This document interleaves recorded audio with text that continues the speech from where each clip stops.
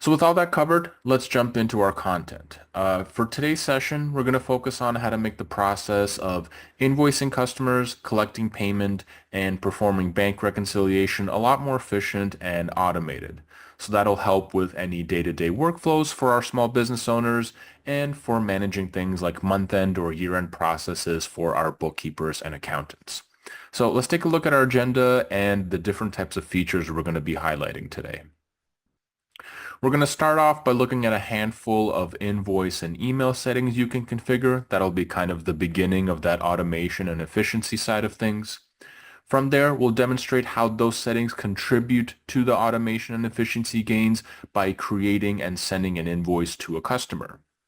Once that's done, we'll switch gears a little bit, showcase how some of our time-saving bank reconciliation features will then help you match up those invoices with their respective statement lines quickly and easily. We'll then review some key reports you can generate just to get a clear picture of business performance for yourself or for your clients, and like I mentioned, help with those month-end or year-end workflows as well. And then the last bit will just be going through some recommended next steps you can take from a learning standpoint and answer any remaining questions in the Q&A. So without further ado, let's jump right into Xero and get started. And like I mentioned, the first thing that we're going to take a look at is just some of those key settings you can configure to automate a lot of the steps involved in invoicing customers. So we're going to look at some of our invoice settings, and to access them, we're going to navigate to the upper left-hand corner to our organization dropdown. We're going to click on that and then move a little bit down and select settings. Then on this screen, we're going to go over to the right-hand side and click the invoice settings button. So there's 4 things we're going to take a look at here, and we're going to start with something called branding themes, which is pretty much just Xero speak for invoice templates. Now, by default, you do have a standard branding theme that is available for every Xero organization, but you can create new ones as well if you wish. Up at the top left here, you will have a little new branding theme button. And if you press the little arrow beside it, you will notice that there's 2 options to create them. Standard will just use Xero's default template and formatting, so you can set it up to suit your or your client's business needs. But if maybe you or your clients need a lot more specific and fine-tuned business branding things, then you can create that template in Microsoft Word and upload it as a docx file afterwards. Now, I'm not going to go into detail on that second one today, but we do have resources available in Xero Central to walk you through that process. That being said, though, like I mentioned, you do get a default template available when you create the organization, so you don't necessarily need to create a new branding theme from scratch at all. If you would like to edit that standard branding theme, I'm going to scroll down a little bit just to find that tile here. You'll have a tile just like the one you see here in the middle. So if you'd like to edit that standard one, you're going to go over to the far right-hand side, click the little options button, and then in the drop-down, you'll click on edit.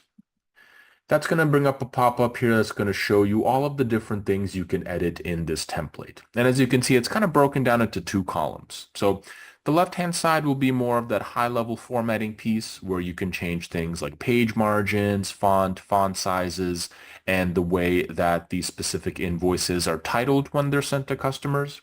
So as an example, if I'm sending an approved invoice, rather than it just being called invoice, maybe I want it to be called sales invoice. So you can make all of those kind of high-level formatting changes on the left. On the right-hand side, that's where you're going to have additional checkboxes and drop-downs to control what type of information actually appears on the invoice itself. Or on the flip side, what does not appear. So starting at the top here on the right, you'll have checkboxes to either show or not show the unit price and quantity, maybe the registered address for your business or your customer, maybe if you want to hide any kind of recurring discounts that they get. So you can control all of that information there. If I scroll down a little bit further, payment services, which you can see on the right here, this is something I'm going to talk in more detail in just a couple minutes, but if you have or your clients have any payment services connected to their Xero organization, you can add them as payment options on specific branding themes on these invoice templates. So maybe you have Stripe as well as PayPal connected. You can have one available for one template, one on the other, or both available at all times. And the last thing specifically with the branding themes I always recommend populating is just this terms and payment advice section down at the bottom. This is where you can add basically anything that can make it crystal clear to your or your client's customers what is expected of them from a payment standpoint and how to provide that payment to you, whether it be using those payment services or some other method. From there, once you're happy with your edits, press that save button down at the bottom right. And we do always recommend previewing what your invoice template will look like once you've either created that new one or made your edits. And to do that, we would go back to that little options button on the far right-hand side. But this time when we click it to open the drop-down menu, we'll select the preview option instead. That'll bring up a new pop-up. We can see all of the different layout and informational changes we've made to that template here. So if everything does look good, we can feel free to close out. If it does look off, just go back to that edit pop-up, make your changes, and then save them from there. So that's the first thing that we recommend is just creating those branding themes so that all of the information is standardized and customized to suit your or your client's business needs. That then brings us to the second type of invoice setting we can configure, and that is some of our default settings. We can access them just by pressing the little default settings button up at the top left. And within this pop-up, there's two things that we can set up. At the top, the first thing is payment terms. So let's say you know either for yourself or for your clients, whether you raise a new invoice or a bill, they're always going to be due maybe the same day. So they're always due maybe like 10 days after the issue date or like the 15th of the following month or something along those lines. Rather than having to manually enter that due date on each and every single transaction and have to create additional manual entry or increase the risk of potential data entry errors, you can set up those default due dates here, and once you save them, moving forward, Xero will automatically apply them on every new transaction you create. Obviously, if you need to make edits, you have full flexibility to do so, but it's just going to save a lot of manual entry moving forward. So at the top here, let's say both our bills and our invoices are due maybe like 10 days after the issue date.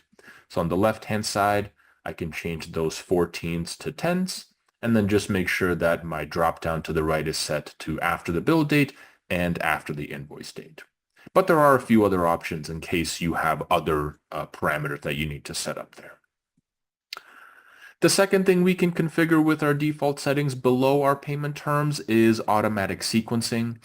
And this one is going to be especially handy if you or your clients are coming from another software. Let's say maybe the next invoice that's being raised is actually number like 200 or 2000, not number 41 like I have here in the middle. Well, what you can do is make that change here. So type in that number 2000, 2001, whatever it may be.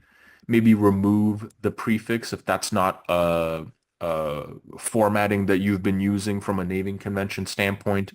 And then from there, once you scroll down, click that save button down at the bottom.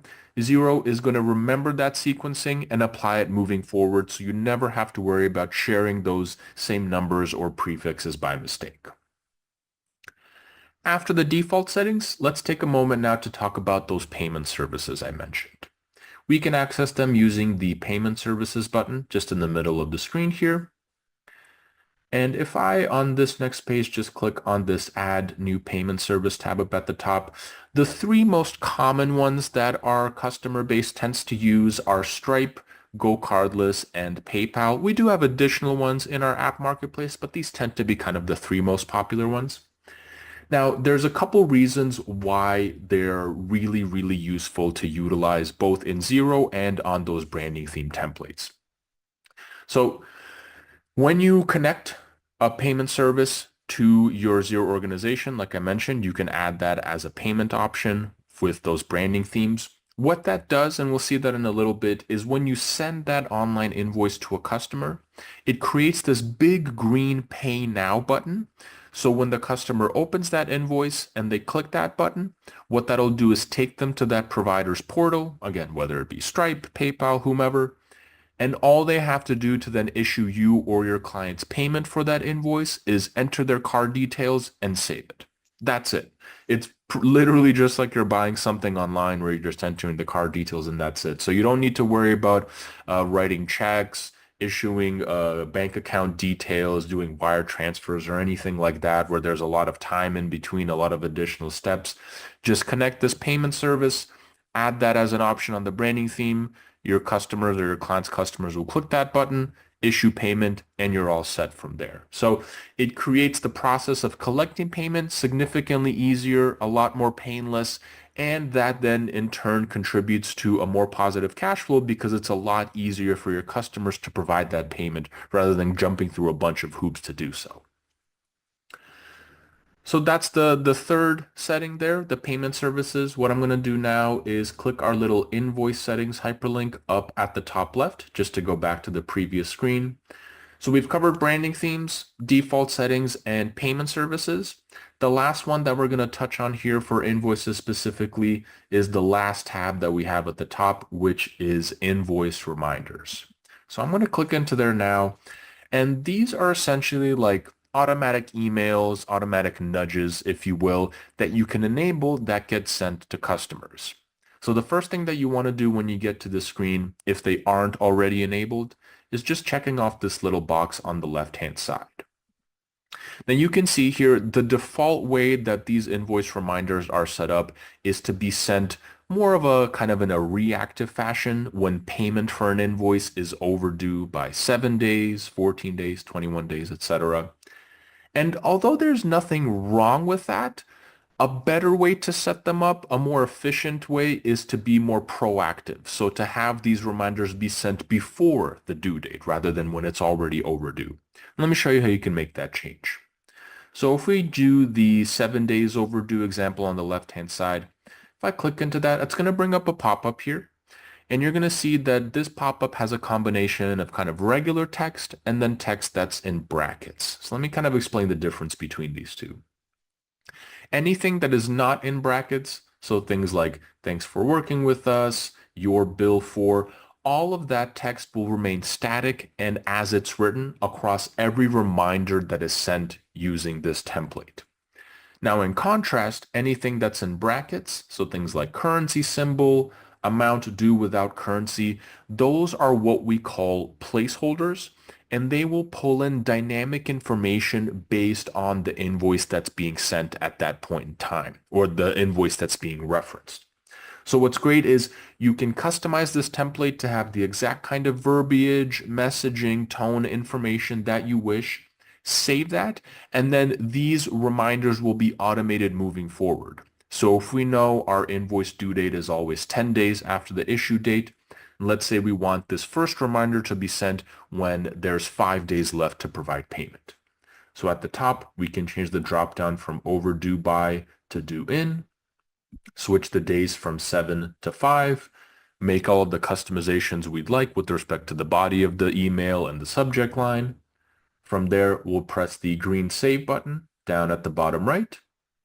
And then from there, moving forward, once we send a payment to a customer with that 10 days payment requirement, if they reach that first 5-day threshold, this invoice reminder that we configured on the left-hand side will immediately be sent to them with all of the information they need to provide payment.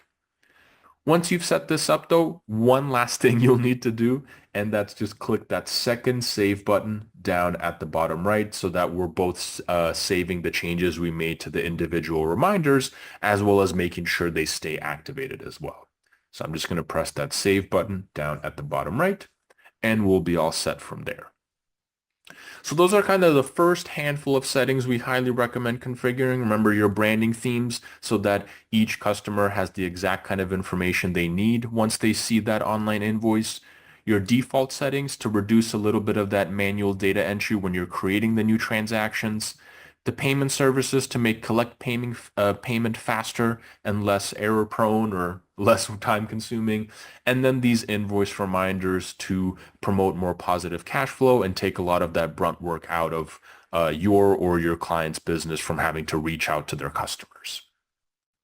There is, however, one more setting that I'd like to take a look at, and those are our email settings. So to access them, I'm going to click back into that organization dropdown up at the top left. I'm going to select the settings button one more time. And then this time on the right-hand side, we're going to click on the email settings button. On this screen, there's two things that we can set up. The first, if I click this email address bar in the middle, is the email address that will appear on those things like quotes and invoices that are sent to customers from Xero. As you can see here, by default, it will be the email address that was used to create the organization, but you can always add additional ones if you wish and have those be tagged onto the emails instead. So simply just press this little add email address button on the left. That'll bring up a pop-up where you can enter those details and then just select it moving forward. Along with that, the second thing that we can configure here are different types of email templates that are sent to our customers depending on what we're sending.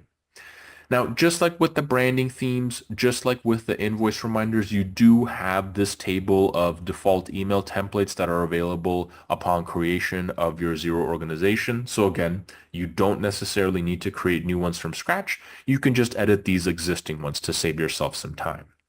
So let's say we wanted to edit the email template for our sales invoices. I'm going to find it in the table. I'm going to click directly on it, and it's going to bring up a pop-up here. Now, you're probably thinking, this kind of looks similar to what we just saw with the invoice reminders, and that's because it literally, functionally speaking, is the exact same way. So we've got our regular static text, we've got our dynamic placeholders written in brackets. If I could just highlight that here for you all. So this is going to, again, same kind of functionality here. Customize these emails so that when you're sending invoices to customers or your clients are doing so, all of the information is standardized, the verbiage, the information. No one has to write any manual emails moving forward. It'll just pull in the information from the invoice based on the placeholders, use the static text that you've entered or your clients have entered, and again, make that emailing and invoicing process a lot more efficient and a lot less time consuming. Same kind of deal here, customize it however you'd like to, and then just remember to press that green save button down at the bottom. So we've set up a bunch of settings, both with our invoices and our emails. Now that we've done all of that, the process of creating, sending, and receiving payment for those invoices, like I mentioned, will be a lot more automated, less time consuming, less error prone. So with that in mind, let's now then move on to creating the invoice itself and showcase what kind of additional efficiencies we can deliver in that invoice creation process. The first thing I'm going to do is just navigate to our sales overview screen by clicking on the business tab in our navigation bar up at the top, and then in the drop down selecting sales overview. Before we actually create the invoice, there are just a couple of kind of handy tips I want to showcase both on this screen and then in the invoices.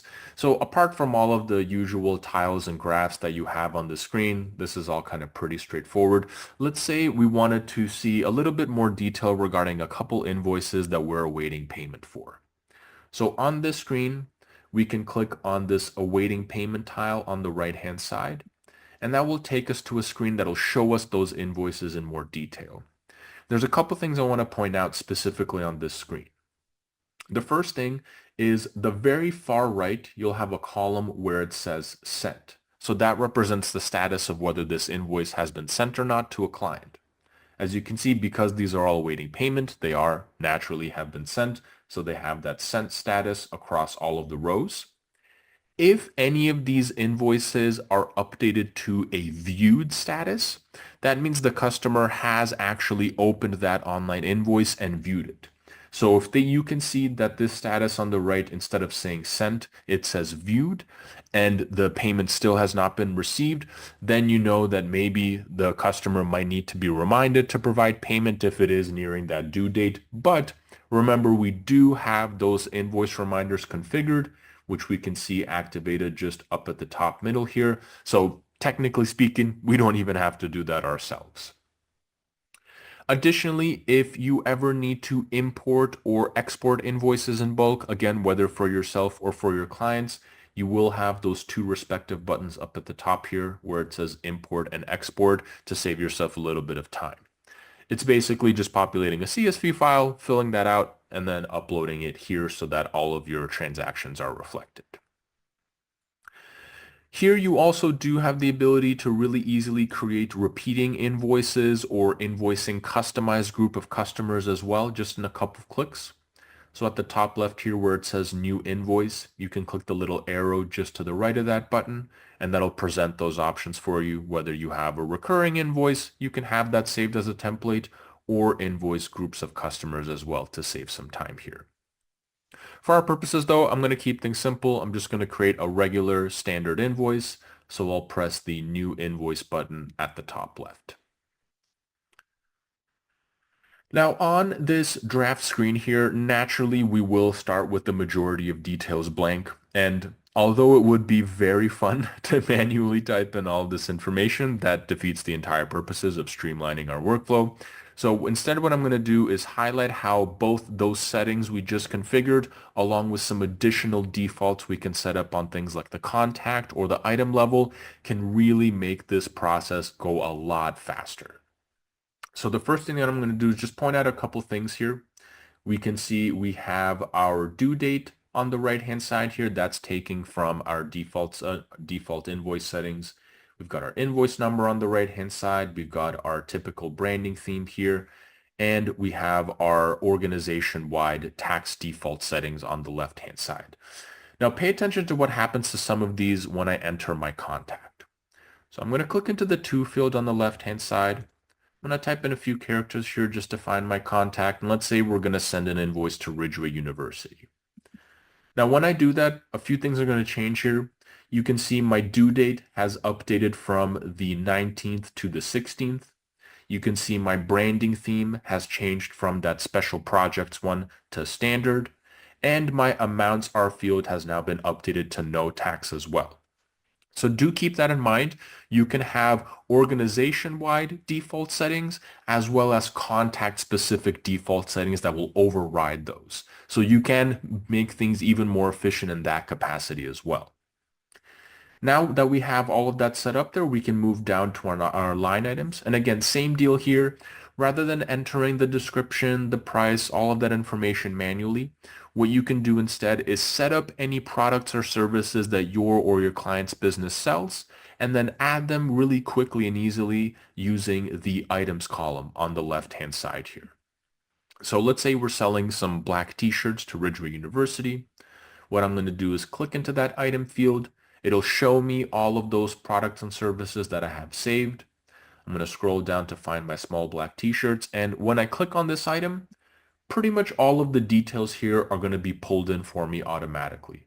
We've got our description, our price, we've got our account and tax rate, even things like a discount and any of these additional fields on the far right like region. Those can also be defaults that are set up on the contact level.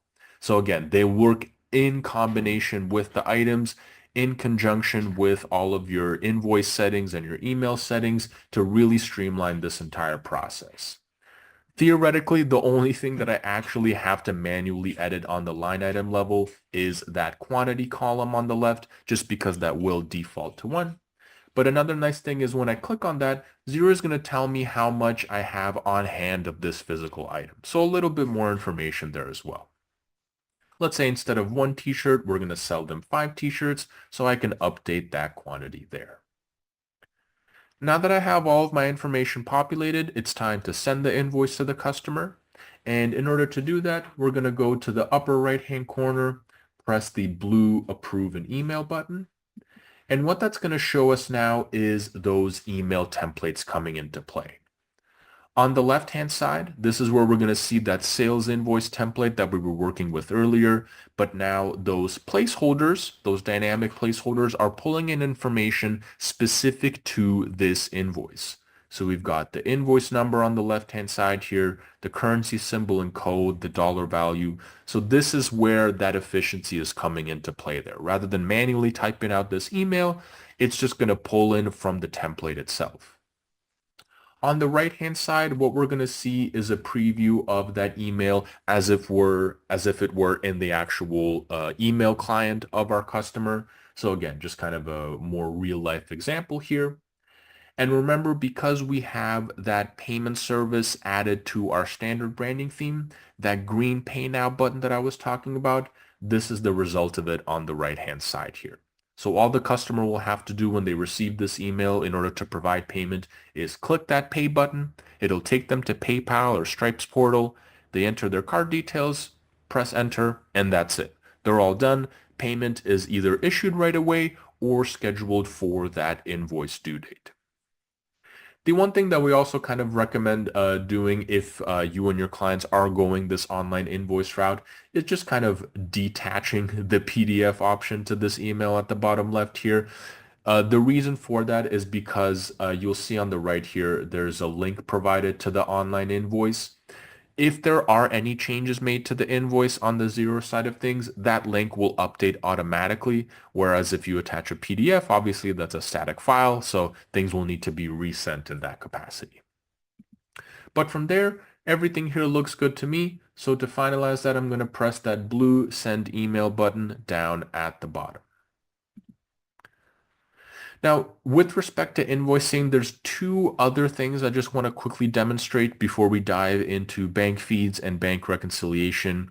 And the first is if you or your clients have a customer or maybe a set of customers that maybe have a tendency to be a little bit late on payments quite a bit, and maybe the invoice reminders just aren't being as effective with them, one of the things you can set up on their contact record is a credit limit amount.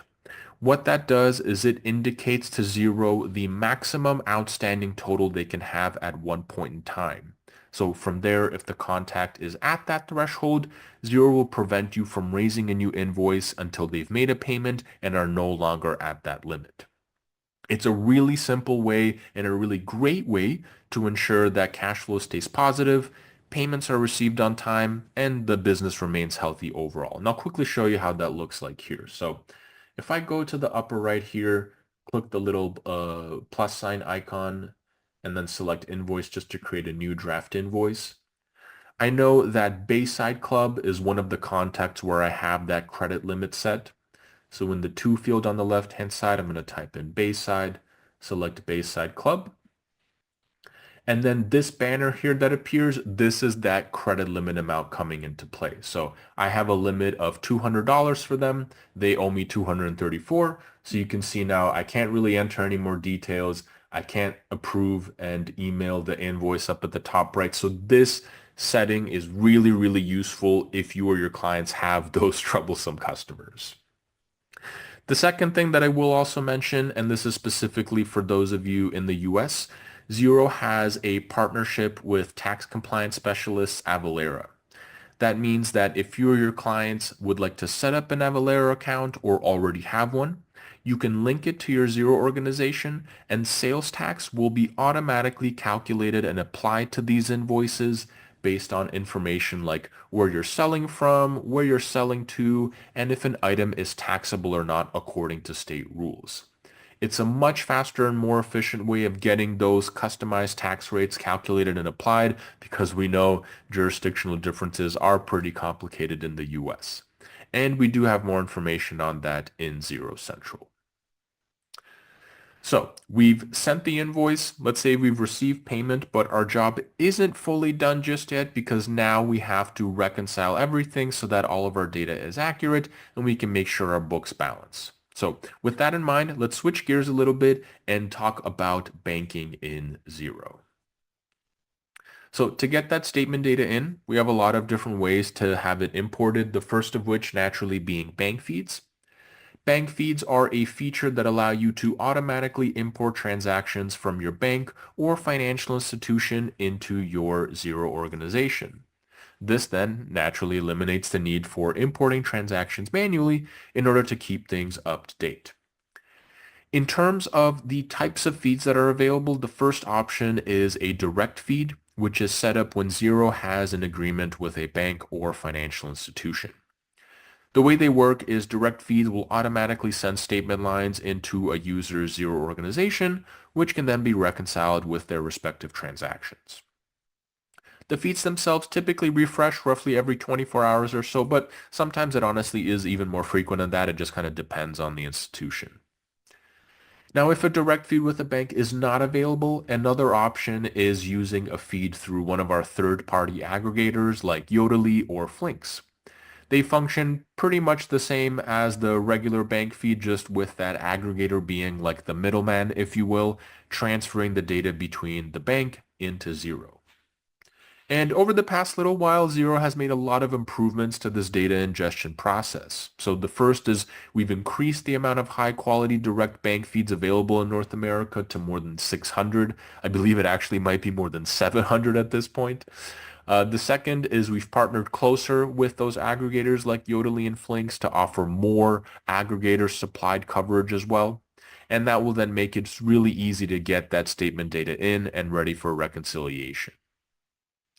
That being said, though, we haven't stopped there, and we've also made it easier to import that data manually as well, whether your or your client's banks are not supported with a feed, or maybe there's some kind of outage. So you already had the ability to upload statement files like OFX, QIF, and CSV directly, but now you can also do the same with PDF files. So maybe if PDF is the only option that you or your clients have available to download, you can now just plop those PDF files directly into Xero. Our system will scan that document, extract all the statement lines, and allow you to upload them in just a matter of minutes.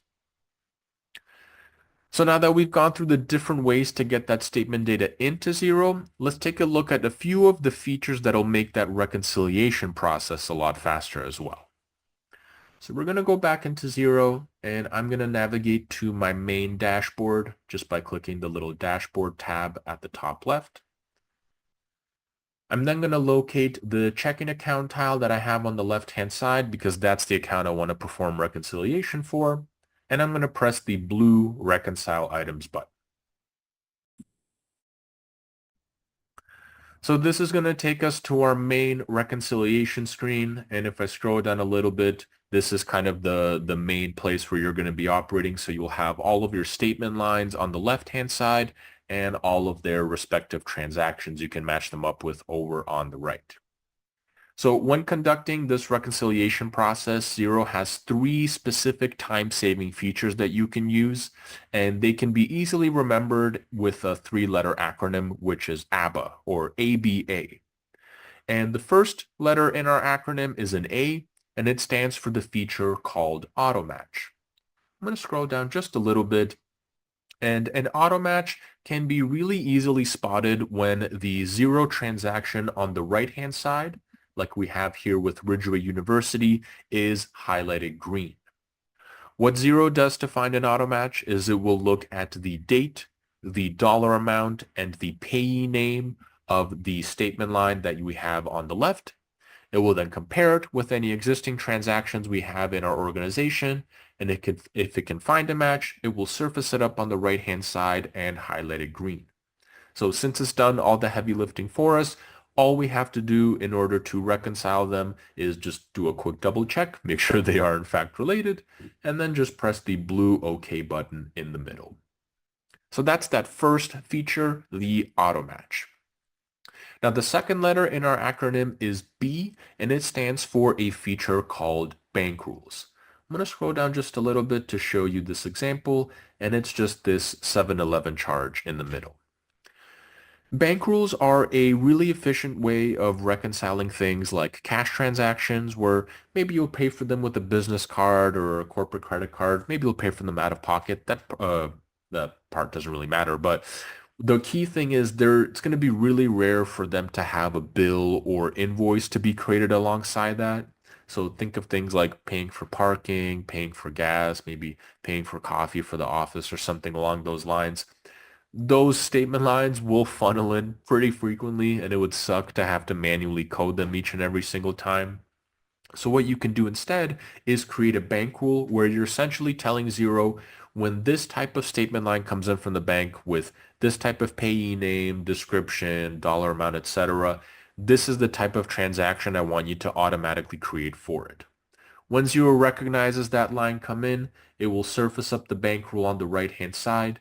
And when you press the OK button in the middle, that will then create that cash transaction for you automatically, reconcile it with that statement line, and you'll be all set.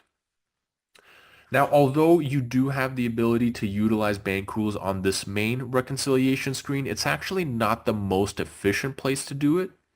If I scroll back up to the top here, you'll notice we have a tab on the left-hand side here called cash coding, which is specifically used for reconciling cash transactions. And I'm going to show you why it's much more efficient to do this, to use bank rules in this cash coding tab. So I'm going to click on the tab on the left. It's going to bring us to this screen.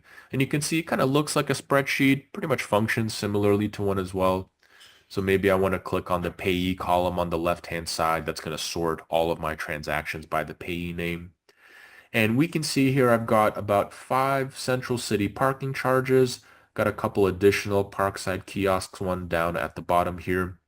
What I'm going to do first is just do a quick multi-select for those charges. So I can click the first Central City parking charge, hold down Shift on my keyboard, select the last one, and then all of the one in between those two will be automatically selected. I can then check off the other ones here. And again, I could, technically speaking, manually type in the description, the account, etc., but I have a bank rule created for those parking charges. So what I'm going to do instead is go to the top left of the table here, click my little blue Apply Rule button. Within that drop-down, select my parking bank rule, and that will automatically apply those details here for me. Then from there, in order to create those cash transactions and reconcile them with these statement lines, all I'm going to do is press the Save and Reconcile button down at the bottom, and in a matter of seconds, I'm all set here. So that's why you can, technically speaking, use the bank rules on the Reconcile tab on the left-hand side. There's no right or wrong way about that, but within cash coding, this is where you can reconcile dozens, maybe even hundreds of cash transactions very quickly using those bank rules. So we've gone through AutoMatch and bank rules. I'm going to go back to the Reconcile tab on the left-hand side to cover the final letter in our acronym. It is one more A, and it stands for a feature called Auto Suggest. So I'm going to scroll down on my page here just to show this example. And to demonstrate the Auto Suggest tool, we're going to use these 2 Starbucks charges that we have at the top left and at the bottom left. And we're going to start at the top first. If you look over to the right-hand side, we can see there's no auto matches that were appearing. There's no bank rules, so we're going to create the transaction manually at this point in time, but it's super easy to do. We'll first make sure we're in the Create tab on the right-hand side, and then we'll enter the name of the contact, the account code, and a description. So this is going to be just like when we were doing it with our invoice. I'm going to click into the field, type in some characters. Since Starbucks is not currently in our contact records, I can just press plus new contact. That will add them to our records, and then we can just edit their details after the fact. Then I'll do the same thing for the account code. To type in a few characters, it'll find the list from your chart of accounts. Then just click to select the applicable account. And then I'll just type in a little description. So maybe this was just coffee with a client. So all of my information here is ready. You can see the blue OK button in the middle has appeared because we've entered the prerequisites to create that transaction. But before I press OK, remember we have that second Starbucks charge down at the bottom with no corresponding transaction on the right. So pay attention to what happens to that second charge after I press the OK button. So at the top, I'm going to press that blue OK button to reconcile the first Starbucks line. It'll disappear. And now we can see with the second Starbucks line, all of those details I previously entered have been automatically populated here on the right-hand side. This is because Xero has machine learning capabilities built in, so it's pretty much memorized all of those details, and for any transactions it thinks are going to be the same, it will auto-suggest them to prevent me from having to manually type them in each and every single time. Now, if I needed to make any edits, again, just like with everything else in Xero, I have full flexibility to do so. Maybe instead of coffee with a client, this was like cake for the office or something along those lines. We were celebrating a win. But apart from that, same process as always. Just press that blue OK button in the middle and you'll be all set. So using those 3 time-saving features, the auto match, bank rules, and auto suggest, what previously would have been a pretty manual, time-consuming, and let's be honest, potentially frustrating process can now be a little bit more streamlined, simplified, and easy to complete. Another point I'll mention about reconciliation in Xero is that one thing you haven't traditionally been able to do on our platform is tie out a period by matching the data to your bank statement each month, which can make the month-end process a little bit more difficult and time-consuming. So that's why I'm really excited to announce that coming in the very, very near future, on this screen, you'll see a new Reconcile Period tab just to the right of this Account Transactions tab in the middle. And what it'll allow you to do is set a date range, opening balance, and closing balance from the bank statement. You'll then be able to drill into the transactions, adjust or delete them if you need to, until Xero tells you that everything balances nicely. From there, you'll close the period, lock it, and feel confident that the data is now accurate and the reports that you generate for your clients are accurate as well. Now, since the feature is currently not yet available, I'm going to give you a little bit of a preview of what it looks like in kind of a demo environment. So I'm going to switch over to a new screen here. And let's pick up the process from, let's say we just finished coding the transactions within Xero. So we're back in this bank account screen. And like I mentioned, you're going to see this new Reconcile Period tab just up at the top here to the right of that Account Transactions tab. Clicking that will take you to this screen, and you can see we don't have any periods that are started yet, so this is a blank screen here. Since it's our first time, we're going to create a new period, and we'll do that by going over to the far right-hand side and pressing the green Create Period button. That'll bring up our period creation screen here. We'll use the dates and balances directly from the bank statement to define that. So what I'll just do is just click into this here. I'll set my date range, opening balance, closing balance, and then I'll press the blue Start Reconcile a Period button below.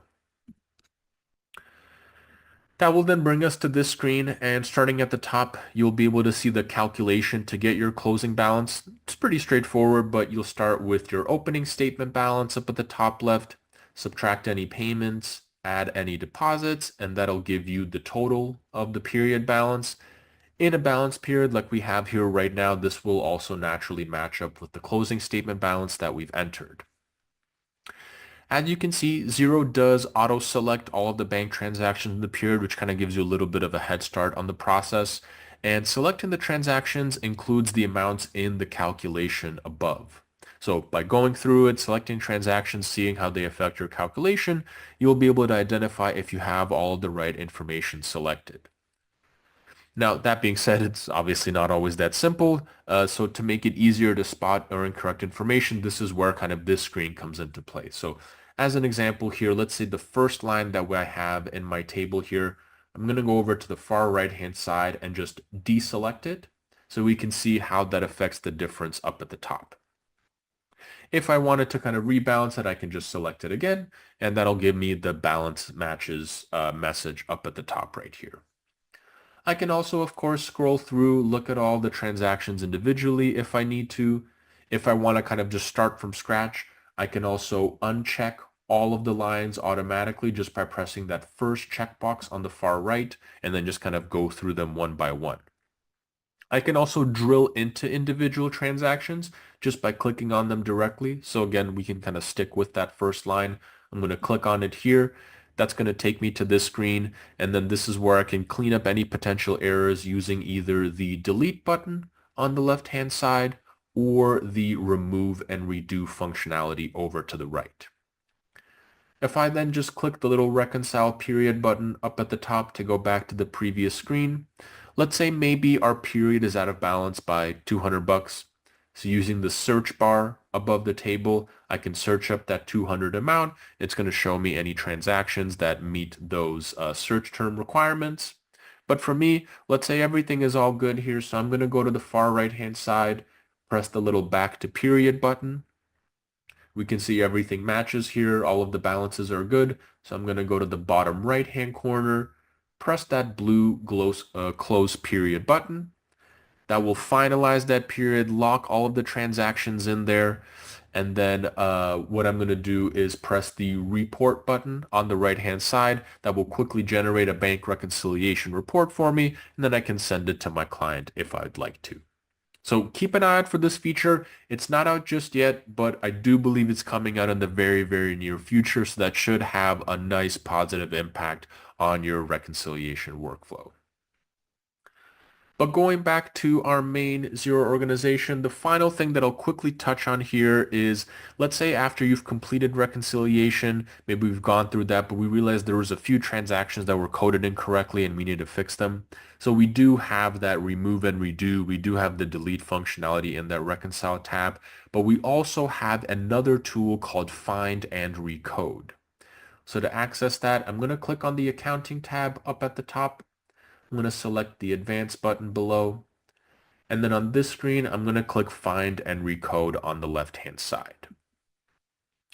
So what this feature allows you to do is recode up to 2,000 transaction lines in bulk by either recoding the source transaction or creating a journal entry.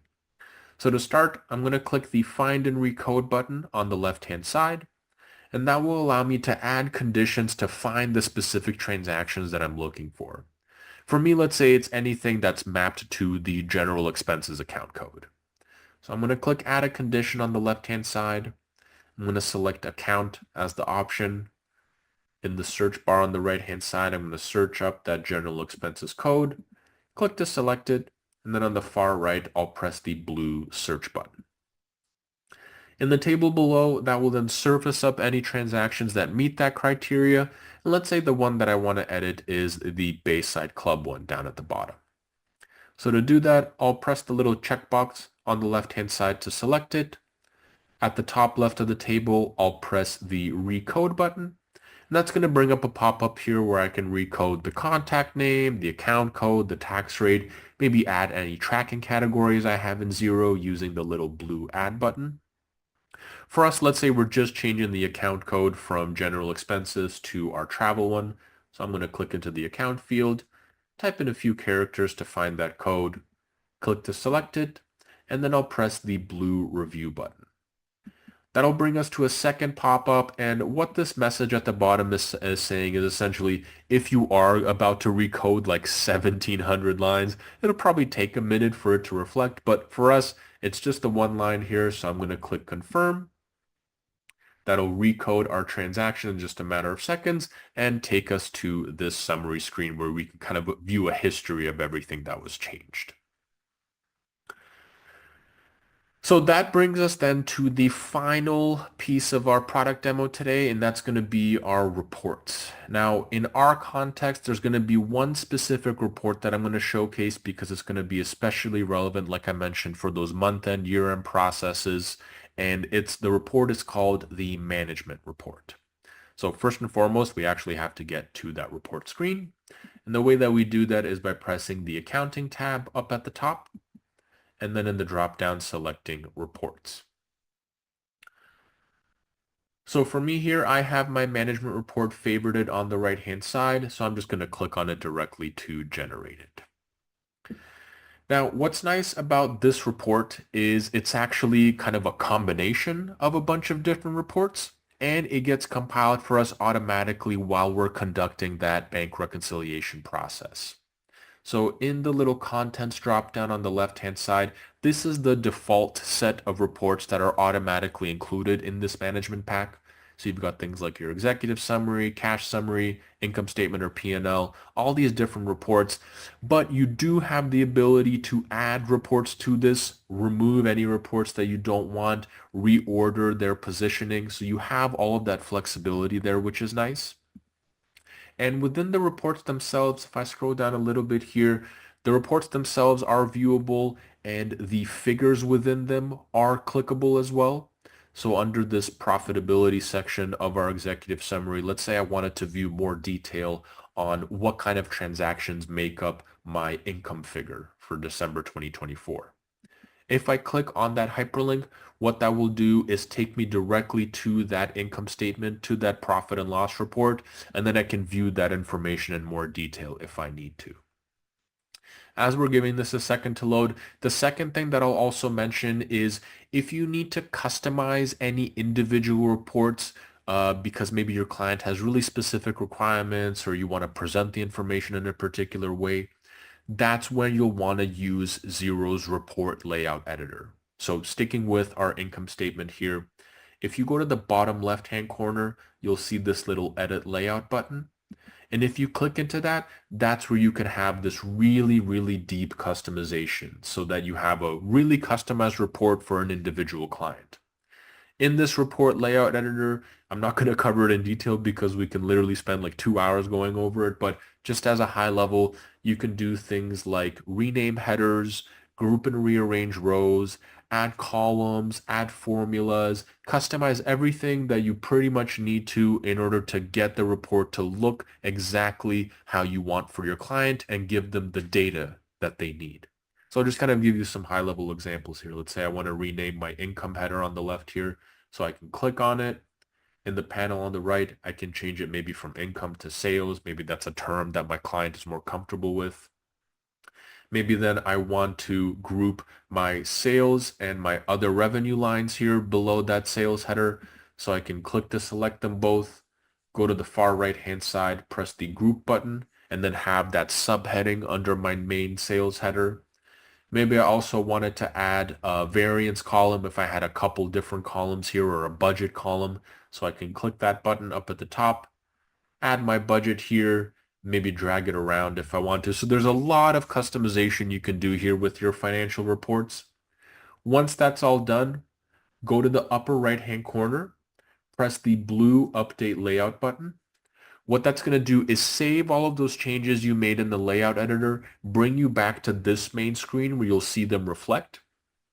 If this was a one-time customization and you just want to kind of download this as a PDF and send to your client, you can go to the bottom right-hand corner, press the blue export button, and you'll have that option available. But if this is a customized report that you would like to access moving forward, what you can do is press the Save As button at the bottom right and just choose which of the headers on your main report screen you want to house it under. And then from there, it'll be saved and you can generate it in this customized format moving forward. But using that management report pack and using this customization here, it allows you to kind of perform some analysis to get a better understanding of your client's business performance. And like I mentioned a couple of times, a lot more easily handle those month and year-end processes. And naturally, when we combine that with all of the automations and efficiencies we looked at earlier, you'll really be set up to ensure that you have more time to spend on value-add tasks and business performance for your clients stays healthy.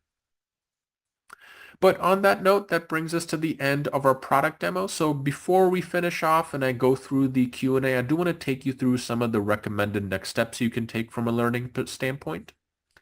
So let's go through those next steps first. Our first recommendation is to explore the demo company. So that's the Xero organization that I was operating in today.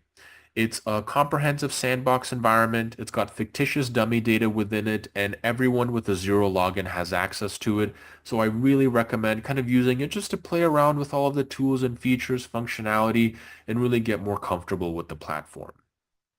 The second recommendation is to check out Xero Central. That is our learning center. We've got tons of articles, guides, webinars, on-demand courses that you can use to get kind of a more deeper, comprehensive understanding of the platform. And the final thing is we do recommend checking out our quarterly product updates.